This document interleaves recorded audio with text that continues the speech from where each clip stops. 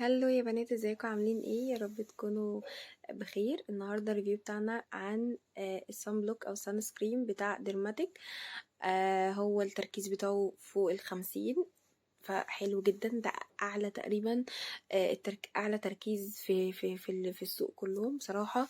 ديرماتيك انا كنت اول مره اجربها في حياتي، بس حلوه جدا وعجبتني. باين قوي ان هي متبهدله.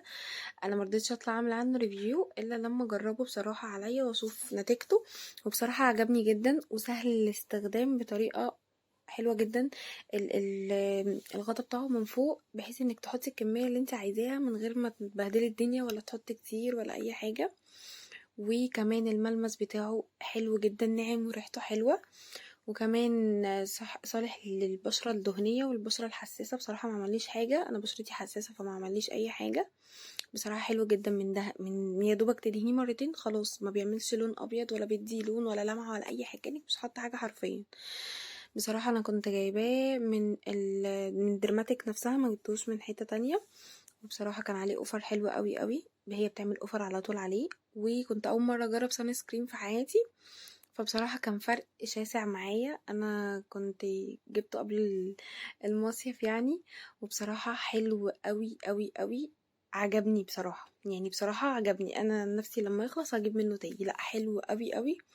هو بيتحط قبل ما تتعرضي للشمس بنص ساعة، وبعد كده بتبدأي انك تخرجي للشمس عادي، اذا كنت هتنزلي حمام السباحة، البحر، رايحة الجامعة، نازلة الصبح بدري، اي حاجة. بس لازم تحطي قبليه مرطب. فانا كنت جايبة مرطب من الصيدلية، حلو قوي وعجبني ورخيص، مش غالي خالص، وبصراحة تحفة. هو باين ان هو متبهدل. اسمه سترو بانتين. هو مش عارفة، كان تقريبا في حدود 20 جنيه. هو كمان بيلطف الجلد، ولو جلدك محروق من الشمس او حاجة هو مكتوب عليه بيلطفه ان هو يهدي الحرق ده. فبصراحة حلو جدا. انا كنت بحط السترو بانتين قبليها ب10 دقايق، وبعد كده احط السان سكرين بعديه على طول، وبعد كده ببدأ ان انا انزل بقى المشوار بتاعي او نازلة الجامعة او رايحة في اي حتة بحطه. بصراحة انا كنت اول استخدام ليا ليه كان في المصيف، وبصراحة انا حسيت بفرق جدا. انا من الناس اللي بتحب تنزل البسين وحمام السباحة، بتاع ده سوري، البحر كتير. فبصراحة كان عندي مشكلة ان انا بشرتي حساسة فبتحرق بسرعة.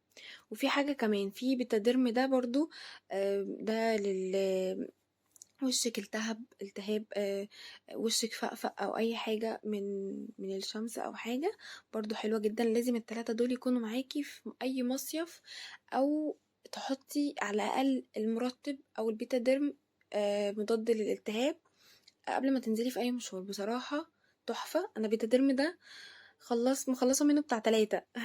فبصراحة حلو جدا. انا بشرتي حساسة جدا، من اقل حاجة بتلتهب. فبصراحة برضو البيتاديرم حلوة قوي قوي قوي. انك لو وشك التهب من اي حاجة بعيدا عن الشمس بقى، او مثلا حصل اي حاجة وشك التهب، بتبدأ بتحطي منه. عملتي اي حاجة في وشك بقى كده، تنظيف بشرة او اي حاجة يعني بهدل وشك، بتحطيه. بصراحة حلو جدا. مش بيحرق خالص لما بتحطيه، يعني ممكن في كريمات بتدي حرق كده بسيط، بس ده مش بيحرق خالص. وبصراحة حلو، بيرطب الوش كده وبيخلي لو وشك وجعك بصراحة بيهديه. وهنا برضو المرطب بتاع سيترو بانتين، انا بصراحة بستعمله كمرطب. حلو جدا جدا، وريحته كمان حلوة قوي. ريحته كده زي بالليمون، فحلو قوي قوي. ومش بيسيب اي اثر برضو ابيض على الايد او الوش او اي حاجة. فانا بصراحة انا كنت لازم قبل ما احط السان سكرين كنت بحط مرطب. دي حاجة اساسية يعني. بصراحة درماتيك اديها 10 من 10. حلوة جدا.